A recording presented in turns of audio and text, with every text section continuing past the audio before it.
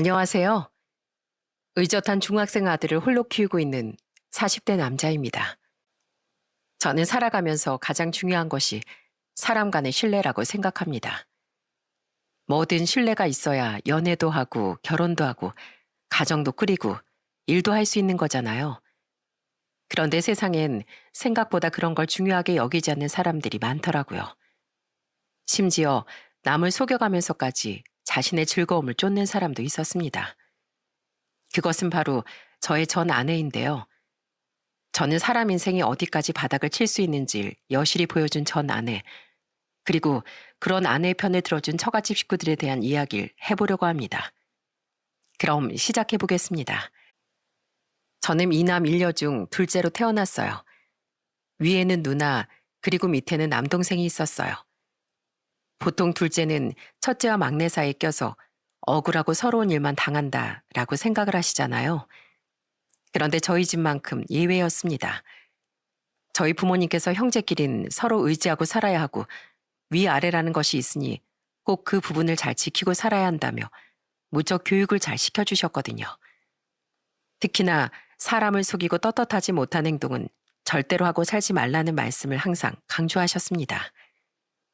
다른 것도 다 중요하지만 살아가면서 제일 중요한 건 바로 솔직함이야. 선의의 거짓말은 상관없지만 남을 속이기 위한 악이 섞인 거짓말은 사람의 관계도 망치고 인생까지 함께 망칠 수 있어. 그러니까 어떤 순간이든 간에 절대로 떳떳하지 못한 행동은 하면 안 된다. 알겠지? 이런 부모님의 교육 덕분에 저희 삼남매는 절대 거짓말하는 일 없고 싸우는 일 없이 우애 좋게 지냈습니다. 다른 집 형제 자매들은 서로 눈만 보며 으르렁거리고 조그만 안 맞거나 심기를 거스르면 싸우고 난다는데 누나와 저 그리고 남동생은 서로를 챙겨주기 바빴어요. 게다가 부모님은 맞벌이를 하고 계셨기에 항상 누나가 부모님 역할을 대신 해주곤 했습니다. 셋이 있다가 배가 고프면 라면을 끓여주거나 볶음밥을 해주기도 하고 저와 남동생의 준비물을 챙겨주기도 하고 장녀답게 똑부러진 모습만 보이곤 했죠. 박형곤, 너 오늘 스케치북이랑 크레파스랑 잘 챙겼어? 가져가야 하는 준비물이라고 했었잖아. 아, 맞다. 말 안 해줬으면 깜빡할 뻔했어. 알려줘서 고마워, 누나. 으이그, 누나가 꼭 이렇게 말해줘야 챙기냐? 사소한 준비물 같은 건 네가 좀 알아서 챙겨. 덤벙거리지 말고. 동생들의 준비물까지 사소하게 챙겨주는 누나를 볼 때마다 나중에 먼 미래의 어른이 되면 꼭 누나같이 꼼꼼한 사람과 결혼을 해야겠다고 생각했어요. 우리 가족은 성인이 되어서도 참 화목하게 지냈습니다. 부자는 아니었지만 마음만은 어느 가족 부러운 것이 없을 정도였죠. 그렇게 군대를 다녀오고 대학을 졸업한 다음 저는 공무원 시험을 준비했습니다. 뜬금없이 공무원이 되기 위해 시험을 준비하겠다고 선언하니 평범한 직장에 들어갈 거라 생각했던 집에선 완전히 난리가 났었어요. 형구나, 너 공무원이 얼마나 박봉인지 알기나 하니? 일은 일대로 힘든데 월급은 또 월급대로 못 받고 힘들게 공무원 같은 거 준비하지 말고 그냥 평범한 회사 들어가. 누난 네가 정말 걱정돼서 그래. 그래, 현의 말이 맞다. 아빠 친구도 공무원이라서 아는데 월급이 정말 적은 편이야. 공무원이 철밥통이란 소리를 괜히 듣는 게 아니다. 저도 알고 있어요. 공무원 봉급이 아주 적다는 거. 하지만 안정적인 직장이잖아요. 내가 놓지 않는 한, 그리고 엄청난 비리를 저지르지 않는 한, 검은 머리, 흰 머리가 조금씩 올라올 때까지 안정적으로 일할 수 있는 직장. 전 그래서 공무원을 하고 싶은 거예요. 남들은 힘들다 포기해라고 하지만 그래도 할 수 있는 데까진 공부를 한번 해보고 싶어요. 돈을 많이 버는 것도 중요하고 남들이 모두 알아주는 대기업에 들어가는 것도 좋지만 제가 가장 중요하게 생각했던 건 바로 안정적인 것이었습니다. 솔직히 돈을 잘 번다고 해도 내 자리가 불안정하다면 그건 결코 좋은 직장이 아니라고 생각했거든요. 처음엔 가족들도 이렇게 힘든 길을 걸으려는 절 이해하지 못했지만 제가 하루에 10시간 이상씩 공부를 하니 그제서야 묵묵히 저를 믿고 응원해줬습니다. 어느 날 저녁엔 공부를 하고 있는데 어머니께서 들어오셔서 과일이 담긴 그릇을 건네주시며 이렇게 말씀을 해주시더라고요. 이왕 준비하는 거라면 될 때까지 최선을 다해 열심히 해봐. 엄마는 언제나 우리 형권이 응원한다. 감사해요, 어머니. 이번 시험 꼭 합격할게요. 이렇게 절 응원해주는 가족들을 위해서라도 저는 꼭 합격을 해야겠다 싶었습니다. 그런데 공무원 시험이라는 게 생각보다 정말 호락호락하지가 않더라고요. 6개월이라는 시간 동안 정말 하루에 9시간, 10시간씩 열심히 공부했지만 저는 아쉽게 2문제 차이로 시험에 떨어지게 됐습니다. 열심히 준비했는데 떨어졌다는 게 생각보다 충격이 굉장히 크더라고요. 가족들한텐 의기양양하게 합격하겠다고 이야기를 했는데 조금 창피하기도 했습니다. 혹시라도 가족들이 한번 떨어졌으니까 포기하고 이제 취업자를 알아보라고 할까 걱정도 됐었는데 예상외로 가족들은 제게 이렇게 이야기를 해주더라고요. 첫 술에 배부를 수 없다는 거 알지? 공무원 시험이라는 게 원래 그렇대. 한 번만에 합격하면 그게 학교 시험 수준이지 공무원 시험이라고 부르겠니? 이번 한번 떨어진 걸로 어떡하지 하고 걱정하지 말고 한 번 더 도전해봐. 왜 7.8기라는 말도 있잖아. 누나 말이 맞아, 형. 한 번 떨어졌다고 포기할 건 아니지? 형이니까 다음번에 꼭 성공할 수 있을 거야. 아자아자, 화이팅! 가족들이 이렇게 응원을 해주니 너무 고맙고 절로 힘도 나더라고요. 그래서 저는 포기하지 않고 다시 시험을 준비해 보기로 했어요. 그리고 한창 시험을 준비하던 무렵쯤 친구로부터 아내를 소개받게 됐습니다. 아내는 저보다 나이가 4살이 어린 직장인이었는데 공부를 한답시고 소개를 받지 않겠다고 하니 친구가 제게 이런 말을 하더라고요. 시험 때까지 숨 돌릴 틈도 없이 계속 공부만 할 거야? 하루 정도 쉬어주기도 해야 할 거 아니야. 그리고 이제 내일 모레면 우리 나이도 30이야. 슬슬 연애도 하고 잘 맞다 싶으면 결혼도 준비하지. 안 그러냐? 아휴, 알았어. 만나볼게. 그런데 그 여자분은 나 공무원 시험 준비하고 있는 거 알아? 알지. 내가 미리 말해뒀어. 잘 만나봐. 좋은 동생이야. 그렇게 친구의 소개로 만나게 된 아내는 참 예쁘고 밝은 사람이었어요. 왜 그런 사람 있잖아요. 한 공간에 있기만 해도 에너지가 팍팍 넘치는 사람. 아내는 딱 그런 사람이었어요. 아내는 어색함이라곤 전혀 없이 첫 만남의 소맥을 황금 비율로 말아주는 아주 털털하고 시원시원한 성격을 가진 사람이었죠. 말수가 적고 낯을 가리는 저와는 정반대되는 성격을 가지고 있었어요. 서로 나눈 말이라곤 이름 석자뿐이었는데도 마치 아주 오래전부터 알고 지내던 사이인 것 같았어요. 자, 우리의 첫 만남을 기념하면서 짠해요. 짠! 윤주 씨는 성격이 정말 밝은 사람 같아요. 우리 만난 지 1시간도 안 됐는데 한 5년을 알고 지낸 것 같다는 착각이 들 정도로요. 제가 친구들 사이에서도 완전 분위기 메이커거든요. 사람이 이렇게 밝게 살아야지 어둡게 살아서 좋을 거 하나 없잖아요. 아, 그러고 보니 공무원 준비한다고 하셨죠? 시험 언제예요? 앞으로 3개월 남았어요. 지난번에 아쉽게 떨어져서 이번엔 꼭 붙고 싶은데 과연 잘할 수 있을지 모르겠네요. 에이, 그런 식으로 말하면 잘 되려던 것도 망해요. 그러지 말고 이렇게 말해봐요. 잘 될 거다. 나는 잘할 수 있다. 그리고 떨어지면 뭐 어때요? 다음엔 더 열심히 공부해서 시험 치면 되지.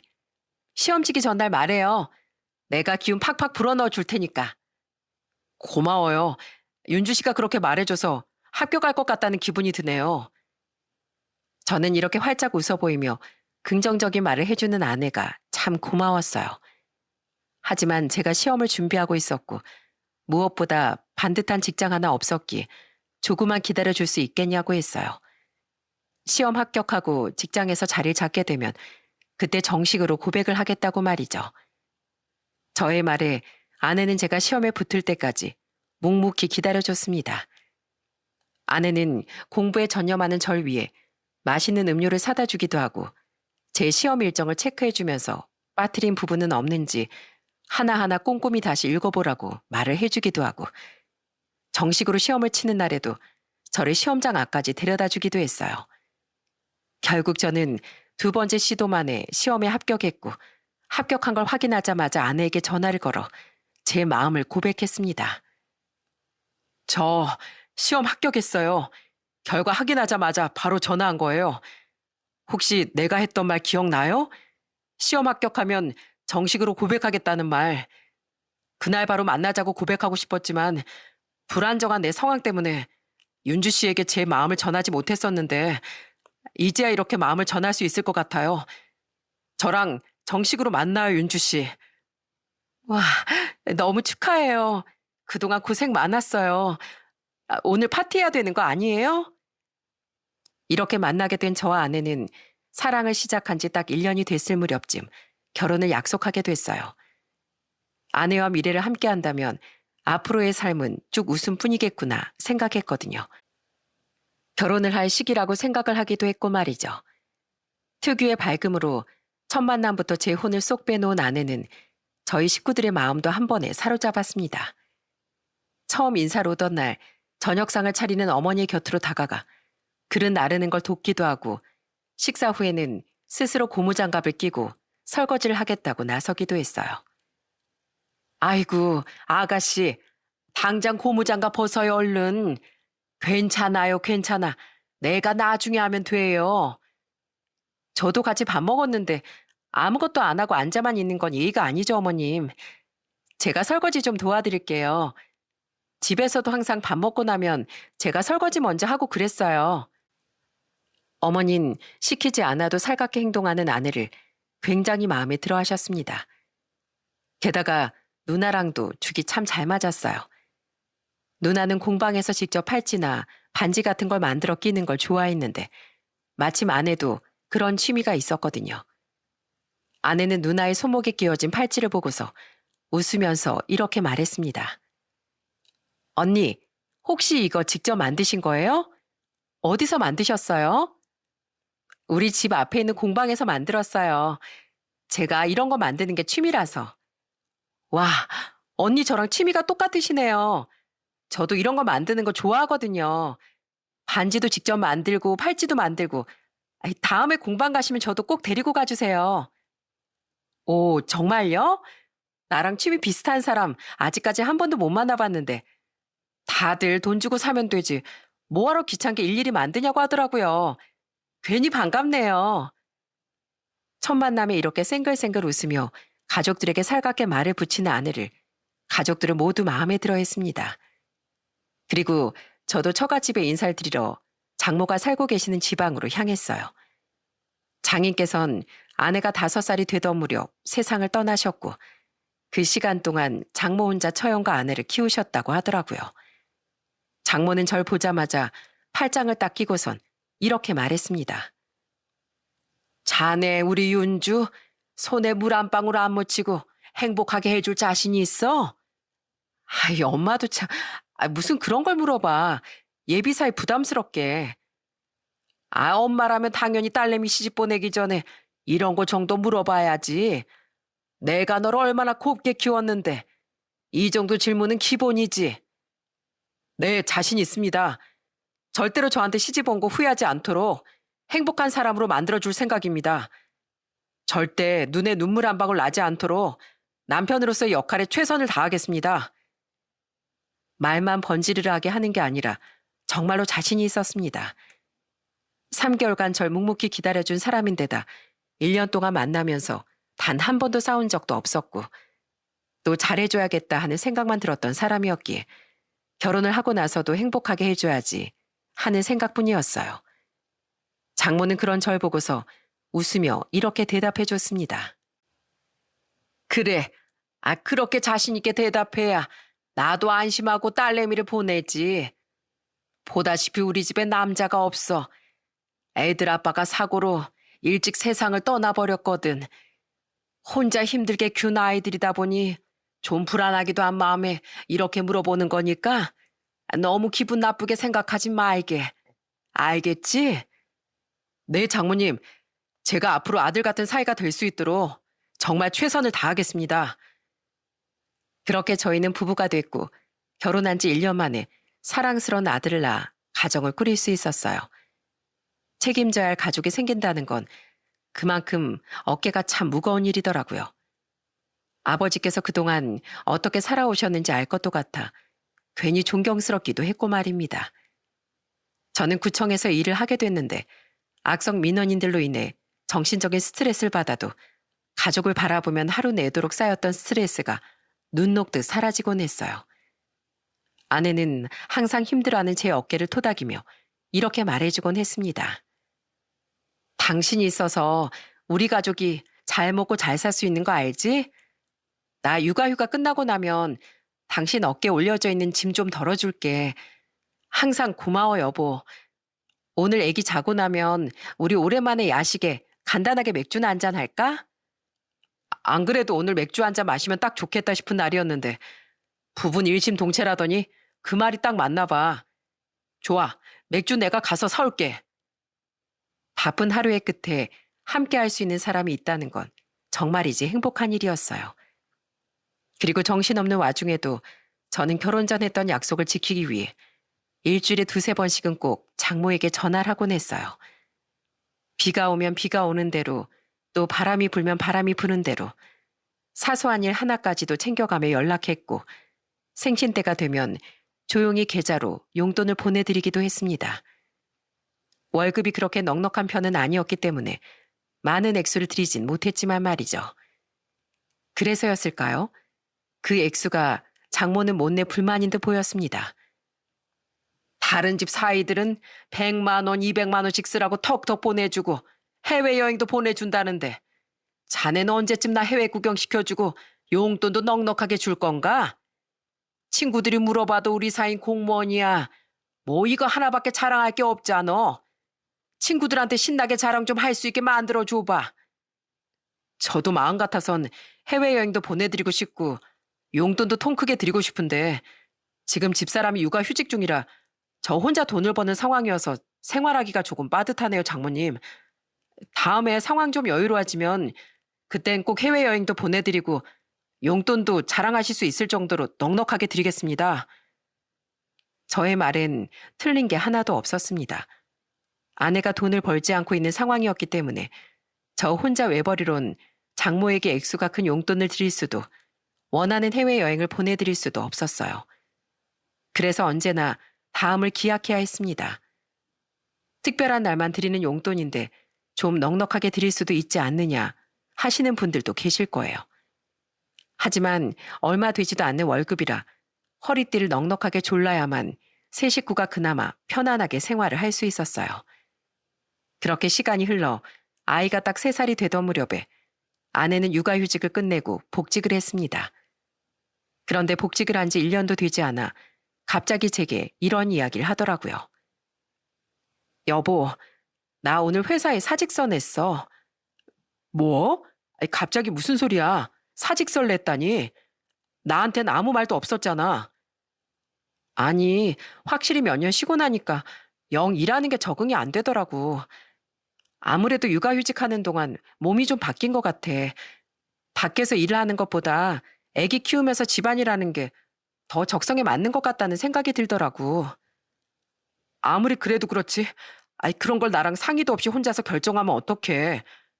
이런 중요한 일이 있으면 통보를 하지 말고 나랑 상의를 좀 해줬으면 좋겠어. 이건 우리 가족의 생계가 걸린 문제잖아. 아이, 알았어. 그런 식으로 정색하면서 말하지 마. 나 무서우니까. 이런 중요한 사안을 저와 상의 한마디 없이 멋대로 결정을 내려버리고 통보를 한 아내를 보며 저는 당혹스러움을 감출 수가 없었어요. 그런데 더 문제였던 건 회사를 그만두고 난 이후 아내의 태도였어요.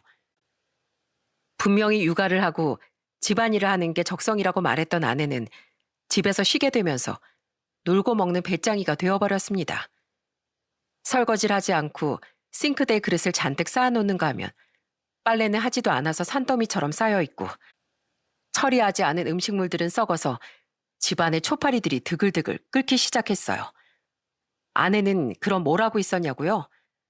거실 바닥에 드러누워 잠을 자고 있거나 아니면 텔레비전을 보면서 과자나 아이스크림을 먹으며 군것질을 하고 있었습니다. 아이를 집에서 돌보겠다며 기껏 보낸 어린이집도 퇴소를 시켜놓고선 아이에게 눈길 한 번 주지 않고 본인 쉬는 것에 열중을 하고 있더라고요. 당신 좀 심하다는 생각 안 해? 설거진 그대로 쌓여 있고 빨래는 얼마나 안 했으면 빨래 바구니가 터져 나가려고 하고 이러려고 회사 관둔다고 했어? 아, 알았어. 지금 하면 되잖아. 설거지도 하고 빨래도 돌릴게. 됐지? 꼭 내가 이렇게 말을 얹어야 하는 신용을 하는 거야? 좀 미리미리 할 순 없냐고. 아우, 저놈의 잔소리 진짜. 적당히 좀 해, 적당히 좀. 퇴근하고 돌아오면 수고했다며 날 다독여주는 아내의 모습은 어디로 가고 저렇게 갑자기 변해버린 아내만 남았는지 솔직히 참 많이 당황스러웠습니다. 하지만 아내의 만행은 여기서 끝이 아니었어요. 아니, 차라리 집안일을 하지 않고 배짱이 마냥 뒹굴거리는 모습이 양반이었죠.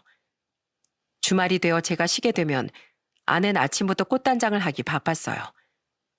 평소엔 안 하던 화장도 하고 미용 도구로 머리도 가꾸고 몸에 딱 달라붙는 옷을 입는가 하면 때로는 짧은 치마를 입고 외출을 하기도 했어요. 게다가 한 번 나가면 전화도 받지 않고 늦게 들어오는 일이 아주 비일비재했습니다. 그래서 참다 못한 전 한날 아내를 보고 이렇게 말했어요. 당신 주말마다 그렇게 화장하고 짧은 치마 입고 누구 만나러 나가는 거야? 전화를 걸어도 제대로 받지도 않고. 나 거짓말하는 거 정말 싫어해? 그러니까 솔직하게 말해.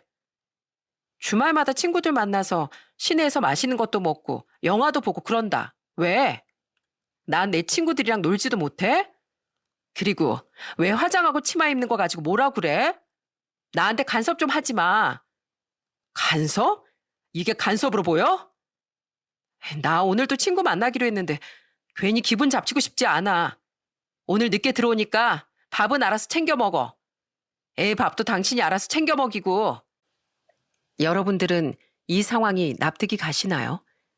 어린 자녀를 키우고 있는 애 엄마가 주말마다 화장을 하고 짧은 치마를 입고 외출을 하는 게 저는 도무지 이해가 가질 않아서 아내를 붙잡고 물었던 건데 돌아온 답변에 그저 기가 찰 뿐이었습니다. 그런데 처형까지 제게 전화가 와서 이렇게 이야기를 하더라고요. 제부, 윤주한테 이야기 다 들었어. 오늘 아침부터 대판 싸웠다면서. 그런데 들어보니까 제부가 잘못했던데 윤주한테 먼저 사과하는 게 어때? 솔직히 처형은 이해가 가세요? 아이도 있는 사람이 주말마다 화장하고 짧은 옷 입고 나가면 전화도 안 받아, 문자도 안 받아. 제가 걱정이 안 될 수가 없지 않겠습니까? 평생 같이 살 사이끼리 뭐 그런 사소한 것 가지고 싸워서 나한테까지 연락이 오게 만들어. 그런 말이 있다고 해도 이해 안 가는 건 안 간다고 이야기를 해야죠. 어디 가면 간다. 누구 만나면 만난다. 늦게 들어오면 오늘 좀 늦을 것 같다. 이 말 한마디 해주는 게 그렇게 어려운 일은 아니잖아요. 제 말이 틀렸나요? 제부 말이 맞지. 맞는데, 아유, 그냥 귀찮게 살지 말라고. 그 말을 해주고 싶었던 거야. 제부랑 윤주랑 싸우면 결국 나만 피곤해져. 원래는 엄마가 전화해서 제부한테 한바탕 퍼보려고 한 거 내가 대신 전화해서 혼내주겠다고 한 거야. 여기서 내가 끝내는 걸 감사하게 생각해. 어? 아내는 저희 사이에 있었던 일을 처갓집에 미주알 고주알 모두 일러 바치는 것 같았습니다. 일이 이렇게 되니까 정말 속에서 천불이 나고 뒤집어질 것 같더라고요. 이날을 기점으로 처가 식구들에게 더 이상 아들처럼 살갑게 굴지 않았습니다. 장모 또한 제 전화를 받지 않기도 했고 말이죠. 그런데 이 정도 일은 그저 약과에 불과하다는 걸 깨닫기까진 그리 오랜 시간이 걸리지 않았어요. 외줄타기를 하는 것처럼 아내와의 관계가 위태롭게 유지되던 어느 날, 전날 야근을 하고 집에 들어와 주말이라 모처럼 잠을 푹 자고 있는데 갑자기 옆에서 큰 소리가 들리더라고요. 깜짝 놀라 잠에서 깬 제가 옆을 돌아보니 아내가 입을 틀어막은 채 눈물을 흘리고 있는 겁니다. 일어나자 본 광경이 아내가 울고 있는 모습이라니 저는 당황스러움을 뒤로한 채 눈물을 흘리고 있는 아내에게 물었어요. 당신 왜 그래? 무슨 일이야? 방금 언니한테서 전화가 왔는데 엄마 건강검진 결과가 안 좋은 것 같대. 위암이 의심된다고 지금 정밀검진 받으러 들어갔다는데. 뭐? 위암? 저는 암이라는 단어를 듣고 깜짝 놀랄 수밖에 없었어요. 한동안 장모와 연락도 제대로 하지 않아 어떻게 지내고 있는지도 몰랐었는데 갑자기 위암이 의심된다니. 하지만 제가 놀란 만큼 아내도 많이 놀란 것 같았기에 우선 아내가 감정을 추스릴 수 있게끔 다독여줬습니다. 그리고 1시간 정도가 지난 후 아내는 한숨을 푹 내쉬면서 제게 이렇게 말했어요. 암은 암인데 다행히도 일기래. 막 시작되는 단계라서 수술도 할 수 있고 항암 치료도 할 수 있다고. 이 정도면 금방 완치될 거라고 했대. 정말 다행이다. 심각한 걸까 봐 걱정했었는데. 일기? 다행이다. 초기에 발견돼서. 수술은 다음 주에 바로 하기로 했고 언니가 회사를 다니고 있어서 엄마를 옆에서 케어해 줄 사람이 필요하다고 하는데 다음 주 평일 4박 5일 정도 집에 다녀와야 할 것 같아. 그래, 장모님께서 수술까지 하셨는데 당신이 옆에서 잘 챙겨드리고 힘도 되어드리면 좋지.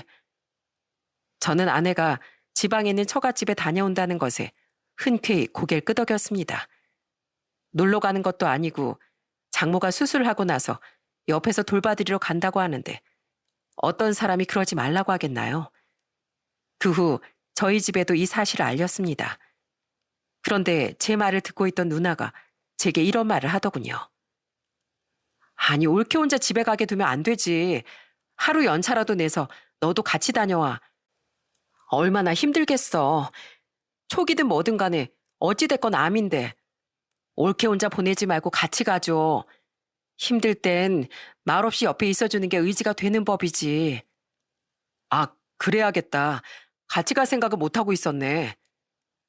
지방에 함께 내려갈 생각은 하지도 않고 있었는데 누나의 말을 듣고 나니 아차 싶은 생각이 들더라고요. 그리고 전화를 끊자마자 곧바로 아내에게 물었습니다. 당신 다음 주 평일 4박 5일 동안 다녀온다고 했었지? 나랑 같이 가자.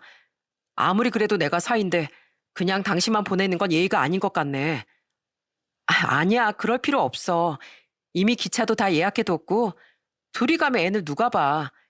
그냥 나 혼자 빠르게 다녀올게. 애도 같이 데리고 가면 되지. 뭐가 문제야. 그러지 말고 기차표 취소해. 내 차로 편하게 가게. 정말 괜찮다니까. 엄마한테 내가 말해둘게. 박서방이 많이 걱정하더라고. 말이라도 그렇게 해줘서 고마워. 아내가 출발하는 날 동행을 하겠다고 했는데 아내는 끝까지 거절을 하더군요. 그동안 저한테 보였던 태도와는 달리 아주 부드럽고 정중하게 거절을 하더라고요. 이 부분에서 이상함을 느껴야 했습니다. 데려다 준다는 것도 마다하고 차로 편하게 갈 수 있는데 굳이 버스를 타고 간다. 여기서 낌새를 느꼈어야 했는데 그날의 전 너무나도 순수했어요. 그리고 아내가 지방으로 내려가는 당일 저는 아내에게 하얀 돈 봉투 하나를 건넸습니다. 이게 뭐야? 안에 100만 원 들어있어. 그동안 내가 장모님께 용돈 한 번 제대로 못 드렸었는데 찾아뵐 수 있는 상황도 아니니까 조금이라도 보탬이 되고 싶어서 그 돈으로 장모님 병원비도 보태고 음식 드실 수 있으면 자극적이지 않은 걸로다가 사드리고. 저는 봉투 속에 100만 원을 담아 아내의 손에 쥐어줬어요. 솔직히 뭐 좋다고 100만 원까지 안겨주는 건가 싶으실 겁니다. 하지만 사람에겐 도리라는 게 있잖아요. 이혼했으면 모를까 어쨌든 가족이기도 하고 또 함께 갈 수가 없으니 작게나마 마음이라도 전해드리고 싶었습니다. 아내는 그 돈을 건네받고 제게 이런 이야기를 하더군요. 고마워 여보. 이거 박서방이 준 돈이라고 엄마한테 꼭 전해드릴게.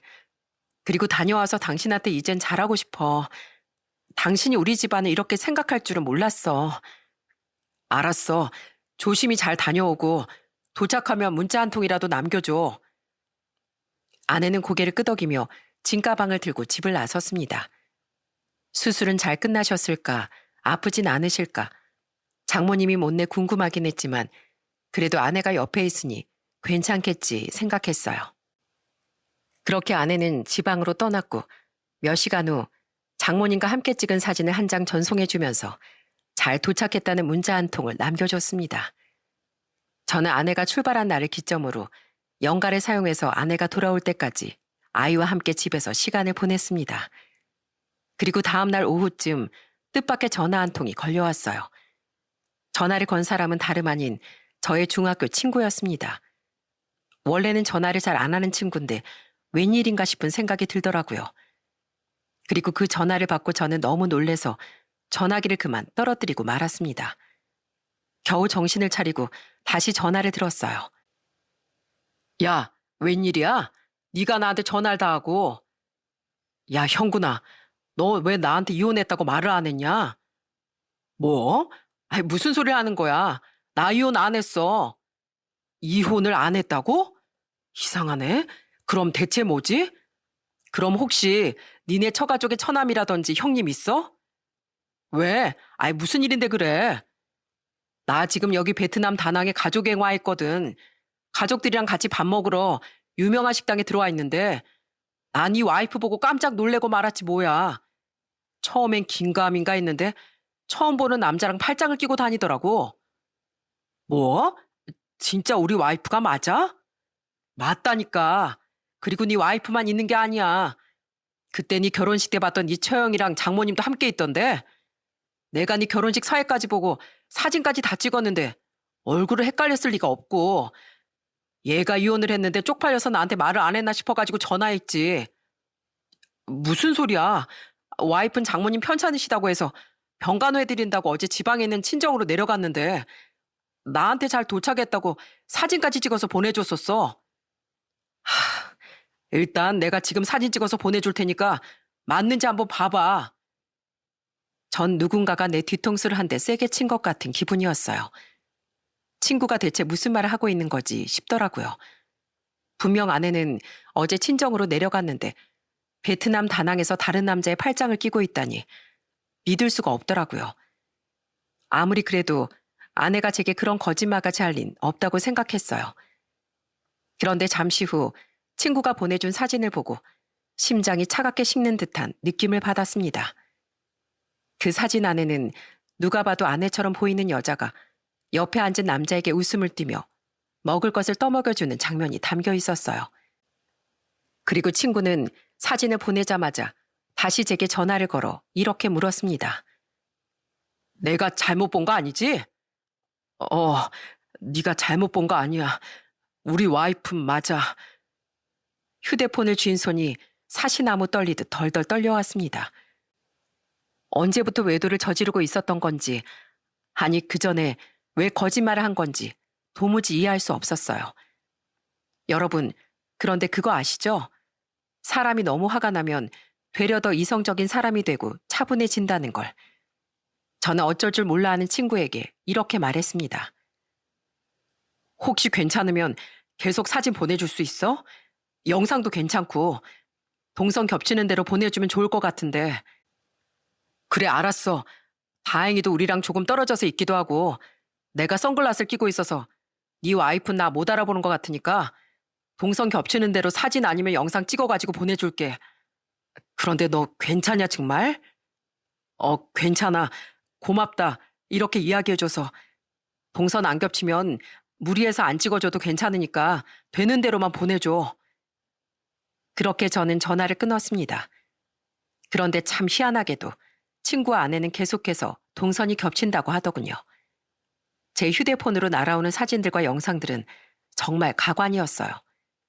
아내는 자연스럽게 낯선 남자의 팔짱을 끼고 딱 달라붙은 채 포즈를 취하고 있었고 장모와 처형은 그 모습을 보고 아이고 예쁘다 하며 사진을 찍어주고 있었어요. 그 영상을 보는데 저도 모르게 헛웃음이 다 나더라고요. 게다가 다른 관광객들에게 사진을 찍어달라고 부탁해서 네 사람이서 같이 사진을 찍는 모습도 메시지로 도착했습니다. 친구가 보내주는 영상, 사진들을 저장하는 저의 마음은 말 그대로 갈갈이 찢어지는 것 같았어요. 그리고 그걸 보면서 저는 아내와 갈라서야겠다고 마음을 먹었습니다. 제게 이런 말도 안 되는 거짓말을 한 사람이랑은 절대로 한 집에서 살 수 없다고 생각했거든요. 이후 친구에게서 또 한 번 전화가 걸려왔습니다. 이젠 동선이 갈라져서 사진이랑 영상 못 보내줄 것 같은데 형구나, 내가 남의 집 사정에 너무 감나라 배나라 하는 걸 수도 있는데 너 그냥 이혼해. 내가 너라면 당장 전화로 이혼하자 가겠어. 아님 내가 당장이라도 가서 엎어버릴까? 아휴, 내가 화딱지 나서 우리 가족여행도 망쳐버렸다, 야. 우리 와이프도 형곤씨 불쌍하다고 난리야. 그래, 알았어. 암튼 일 해결하고 따로 연락할게. 오늘 고생했다. 고맙다. 그래, 힘내고 조만간 소주 한잔 하자. 전 아내한테 바로 연락을 하지 않았습니다. 한국에도 없는 사람한테 전화해서 뭘 할 수 있겠나요? 직접 얼굴 보고 응징을 하고 싶었어요. 그리고 그 시간 동안 앞으로 어떻게 대응해 나갈지 준비를 했습니다. 며칠 후 아내는 아무것도 모른 채 즐거운 표정을 하며 집에 돌아왔더라고요. 저는 그 얼굴을 빤히 쳐다보다 방긋 웃으며 아내에게 인사를 건넸죠. 잘 다녀왔어? 장모님은 좀 어떠셔? 괜찮으셔. 수술도 잘 끝났다고 하시고 관리만 잘해주면 재발할 일 없을 거래. 그래? 참 다행이네. 근데 장모님 댁에서 뭐 했어? 그냥 집에만 있었어? 아님 바닷가라도 보고 왔나? 아니면 거기서 쌀국수라도 먹고 왔나 봐. 얼굴이 아주 좋아 보이네. 얼굴에 아주 웃음기가 가득 차 있고. 무슨 소리 하는 거야, 갑자기. 거기서 바닷가가 왜 나오고 쌀국수가 왜 나와. 주변에 뭐 없는 거 알잖아. 며칠 동안 엄마 힘들게 간호하고 온 사람한테 할 소리야? 당황스러워하는 아내의 얼굴에 저도 모르게 웃음이 터졌습니다. 거짓말을 하는 사람들 얼굴엔 전부 다 티가 난다고 하던데 아내 얼굴을 보니 나 지금 거짓말하고 있어요 라는 게 다 적혀 있는 것 같아서 너무 웃기더라고요. 저는 당황한 표정을 짓고 있는 아내를 향해 TV를 틀면서 아내에게 이렇게 말했습니다. 여보, 내가 당신을 위해 준비했어. 아마 기대해도 좋을 거야. 자, 시작한다.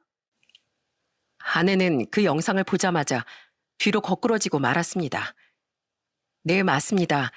그 영상은 바로 친구가 보내준 사진, 영상들로 제가 한 편의 외도 영상을 만들었거든요.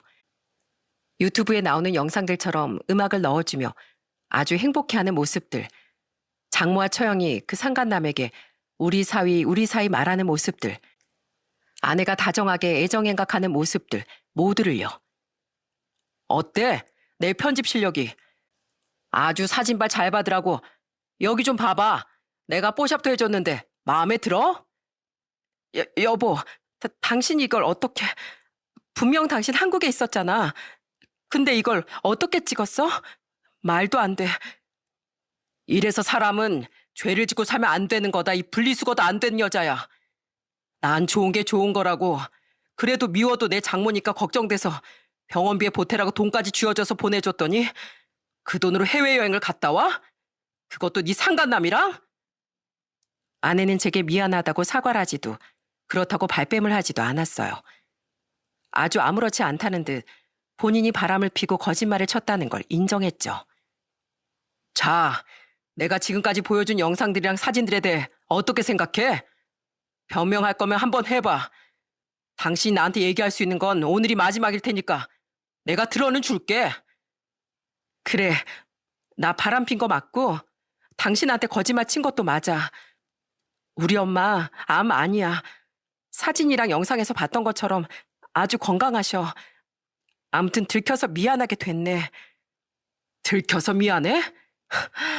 그럼 당신 옆에 있는 이 남자 누군데? 어떻게 알게 된 사람이야? 친구들이랑 술 마시면서 놀다가 우연히 친구의 친구들이 합석하게 되면서 알게 된 사람이야. 당신 같은 철밥통이랑은 다르게 큰 사업도 하는 사람인데다가 30억대 자산가야. 성격도 뒤끝없고 쿨한 사람이야. 돈 쓰는 거에 인색하지도 않고. 이번 여행도 전부 다 그 사람이 비행기표 예매하고 우리 가족 것까지 싹 다 결제해줬어. 당신이라면 돈 아낀답시고 여행도 안 간다고 했겠지? 우리 엄마도 지금 이 사람을 사위라고 부를 정도로 엄청 좋아하고. 그러면 당신이 지금 이렇게 거짓말 치고 바람핀 게 합리화가 돼? 맞는 일이 되는 거야? 당신은 지금 내가 세상에서 제일 싫어하는 짓을 저질렀어. 첫 번째는 가정을 두고 다른 사람과 바람을 핀 거고, 두 번째는 거짓말한 거. 그리고 마지막으로 당신이 저지른 잘못들을 모두 합리화하는 거. 차라리 솔직하기라도 하지 그랬어. 당신 철밥통이라 싫다. 돈을 못 벌어다 줘서 싫다. 그래서 돈 잘 버는 남자 만났다. 그러니까 이혼하자. 이러고 도장 찍고 나면 우린 남이 되는 건데. 그리고 나서 다른 남자 만나도 됐던 거잖아. 이 사람이랑 확신이 생기면 그때 당신한테 그렇게 이야기하려고 했어. 그런데 이번 여행에서 그러더라. 내가 이혼을 하고 나면 나랑 바로 결혼할 거라고. 그러니까 나랑 이혼해줘. 내가 지금 살고 있는 이 집도 당신한테 다 주고 양육권까지 전부 다 넘겨줄게. 이혼 도장만 깔끔하게 찍어주면 돼. 당신도 나 같은 사람이랑 살기 싫잖아. 그치? 이야, 이제야 본색이 나오네. 상간남을 위해서라면 네 간이고 뭐고 다 빼주겠다는 심본가 보네. 집도 주고 지 자식도 다 버린다고 하니 말이야. 고맙다 고마워.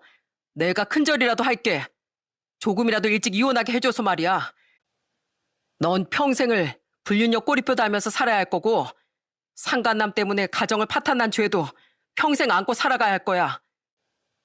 그리고 우리 아들한테도 너라는 존재는 영원히 쓰레기로 남게 할 거고. 알았어? 마음대로 해. 신경 안 써 난. 아내와 이혼을 결심한 이유는 외도를 저질러서도 있었지만 제일 큰 건 목숨을 좌우할 수 있는 것으로 거짓말을 쳤다는 것이었어요. 다른 것도 용서가 되지 않았지만 그런 거짓말은 아무리 생각해봐도 용서가 되지 않더라고요. 분명 잘못은 본인이 했으면서 아무렇지 않게 뻔뻔하게 고개를 들고 당당하게 이혼을 요구하는 아내를 보며 참, 내가 사람 보는 눈이 잘못됐구나 하는 생각이 들더라고요. 저는 이혼 소송을 하면서 아내와 바람이 난 그놈을 상대로도 상간남 소송을 걸어 승소할 수 있었어요. 위자료도 위자료대로 다 받아내고 양육비도 한 달에 60만 원씩 꼬박꼬박 주는 것으로 판결이 났어요. 그렇게 정말 아내와 남이 되던 날 그 자리에 따라왔던 장모가 절 보며 이런 이야기를 하더군요. 이거 참 일이 이렇게 돼서 미안해서 어떡하나. 그래도 어쩌겠어. 응당 사람이라면 더 잘난 사람한테 끌리기 마련인 것을. 이 또한 자연스러운 현상이구나 하고 받아들이면서 살아가게. 아줌마, 말 같지도 않은 소리 하지 마시고 모든 사람이 그렇다는 것처럼 일반화시키지 마시죠? 그런 사람보다 안 그런 사람이 더 많으니까. 저보다 능력 좋고 돈도 잘 쓰는 사람을 만나 얼마나 행복하게 잘 살지 기대가 되네요. 뭐 안 봐도 뻔하지만 과연 그렇게 돈 많고 능력 좋은 사람이 가난하고 보잘것없는 당신네들 집안에 뭐가 좋아서 그럴까요? 참 이상하죠? 암튼 기대하겠습니다. 뭐? 보잘것없는 집안? 전 장모가 발악하는 모습을 뒤로 한 채 그곳을 벗어났습니다. 그렇게 아내와 완전히 끝을 내게 됐어요. 이혼을 했다는 사실 하나만으로 집안 식구들과 아들에게 미안한 마음이 들더라고요. 그런데 저희 식구들은 제게 되려 잘했다며 격려를 해줬습니다. 오히려 잘 된 거지. 아휴, 그 얼굴이 두 얼굴인 줄 알았음. 진작에 며느리로도 받아들이지 않는 거였는데. 그러니까 처음에만 그렇게 행동했지 나중에 뭐 없었잖아. 명절날 와서 상 차리는 거 돕고 그냥 앉아만 있다가 쌩하니 친정으로 갔었지. 나한텐 그렇게 공방에 가자면서 온갖 친한 척이란 친한 척은 다 하더니만 결국 다 빈말이었어. 잘했어 형곤아. 바람핀 사람이랑 같이 살아서 네 인생에 좋을 거 하나도 없어. 그리고 혼자서도 애 잘 키울 수 있고. 가족들의 격려에 저는 죄송스럽기도 하고 오히려 제 아들과 파이팅하며 잘 살아야지 하는 생각도 들었어요. 움츠려 있으면 집안 공기만 우울할 뿐 이럴 때일수록 아들에게 엄마의 빈자리까지 채워주려고 노력을 해야 했습니다. 다행히도 이혼 후에도 문제 일으킨 사람이 없으니 순탄하게 흘러갔어요. 오히려 스트레스를 안 받으니 마음이 좀 편해졌다고 할까요? 하루하루를 더 뜻깊고 알차게 보냈던 것 같아요. 그렇게 제가 이혼한 지 8개월이 지났을까요? 어느 날 전 아내와 전 장모가 저희 집으로 찾아오는 게 아니겠어요? 그것도 아주 처참한 얼굴을 하고서 말이죠. 뭐야, 갑자기 왜 찾아왔어? 우리 이제 서로 마주칠 일이 없는 것 같은데. 여보, 이제 와서 이렇게 찾아와서 말하는 거 아무 의미 없다는 거 잘 알고 있는데 그래도 안 하는 것보다 나을 것 같아서. 있잖아, 내가 잘못 생각한 것 같아. 아무리 생각해도 당신만한 사람이 없었는데 내가 그때 잠깐 눈이 돌아버려가지고 잘못된 선택지를 고른 것 같아. 왜? 나랑 이혼하고 새로 만난 그 30억 자산가라는 사람이 잘해줄 거라며? 바람이 문제가 아니야. 나한테 했던 말들 전부 다 거짓말이었어. 30억 자산가는 무슨? 내가 이혼을 하고 나니까 모든 게 가짜고 거짓이었어. 차도 신용카드 풀알부 땡기고 땡겨서 산 거였고, 심지어 사는 곳도 월세였고, 사업가가 아니라 그냥 백수였어, 백수. 사업가 행세하면서 이 여자 저 여자 만나는 거렁뱅이 같은 놈이었다고. 나 완전히 속았어, 속아. 우리 엄마한테도 장모님이 아니라 노친네라고 부르면서 막대하고 식물처럼 대하고. 저 박서방, 우리가 용서가 안 되겠지만 그래도 한 번만 봐줄 수 없을까? 사람이라는 게 살면서 실수도 할 수 있는 거고. 살면서 실수. 예, 누구나 할 수 있죠. 사람이니까. 세상에 완벽한 사람이 어디 있겠어요? 누구나 다 실수는 한 번쯤 하고 살아요. 저도 그렇고요. 그런데 정상적인 사람이라면 자기가 사랑하는 자식과 남편을 두고 다른 사람을 만나러 다니는 실수는 안 하는데요. 그런 사람은 이 사회에서 없어져야 하는 미꾸라지라고요. 알겠어요? 여보, 제발. 여보 같은 소리 하고 있네. 누가 여보야? 당신 스스로를 탓하고 원망해. 당신이 저 아줌마랑 우리한테 했던 실수는 영원히 사라지지 않을 거야. 그러니 영원히 반성하며 살라고. 알았어? 그리고 혹시나 해서 말해두는데 한 번만 더 우리 집 앞에서 이따위로 울고불고 난리쳤다간 그땐 말로 안 끝나. 내가 무슨 짓을 할지 궁금하면 한 번 더 찾아와서 이렇게 난리쳐봐. 알았어? 제가 대놓고 소리를 지르니 전 장모와 전 아내는 큰 소리로 잘못했다며 울기 시작했습니다. 저는 그 사람들의 추한 모습을 뒤로한 채 소리내 문을 쾅 닫아버렸어요. 참 웃기지 않나요? 30억 자산가에 좋은 차를 끌고 다니고 돈을 물쓰듯 펑펑 쓰던 그 사람의 실체가 알고 보니 여자들을 등쳐먹은 사람이었다니. 결국 아내는 이혼하면서 공동 명의였던 집을 제게 넘겨주고 상간남한테 갔다가 오히려 남은 돈마저도 모두 뜯긴 채 돌아온 거였습니다. 왜 돌아온 줄 아시나요? 나중에 문자를 보내더니 공동 명의였던 집을 이혼하면서 줬으니 제발 그 지분의 일부라도 주라고 하는 거였습니다. 통장에 57만 원밖에 없다면서 말이죠. 결국 돈이었어요. 제게 와서 그렇게 울고불고 한 것도 돈을 달라는 거였습니다. 그런데 아주 절 착한 사람으로 봤나 봅니다. 어떤 정신 나간 사람이 다시 그 지분을 돌려줍니까? 저는 그 자리에서 바로 문자를 지우고 차단해버렸어요. 무슨 말 같은 소리를 해야지 말이죠. 이후 몇 번 더 찾아오곤 했지만 제가 강력하게 대응을 해서 결국 쥐새끼처럼 꼬리를 내리고 말더군요. 아마 전 아내와 장모라는 사람은 먹고 살기 위해 식당에서 일을 하든 파출부를 하든 평생을 그렇게 고생하며 살아야 될 겁니다. 다 자업자득 아니겠어요? 안 봐도 앞날이 훤히 보이는 것만 같습니다. 그것만 생각하니 얼마나 속이 시원했는지 몰라요. 조그맣던 저희 아들은 어느새 이젠 훌쩍 커서 중학교에 들어갔습니다. 교복을 입은 모습을 보는데 그게 어쩜 그렇게 마음이 뭉클하던지. 비록 엄마의 사랑은 제대로 받지 못했지만 그 부족한 사랑을 지금 저희 식구들이 한없이 가득 채워주고 있는 중이랍니다. 여러분, 육효 첩경이라는 말 아시나요? 쉽게 풀었으면 제 팔자를 제가 꼰다는 뜻을 가진 사자성어랍니다. 전 아내는 결국 이렇게 되고 말았어요. 이 사연을 끝까지 들어주신 여러분들께선 지금 내 삶에 만족하지 못하고 과한 욕심을 부려서 탈이 나는 일이 없기를 바라봅니다. 다들 무더위에 건강 항상 챙기시고 저는 여기서 사연을 마무리해볼까 합니다. 제 긴 사연 들어주셔서 감사합니다.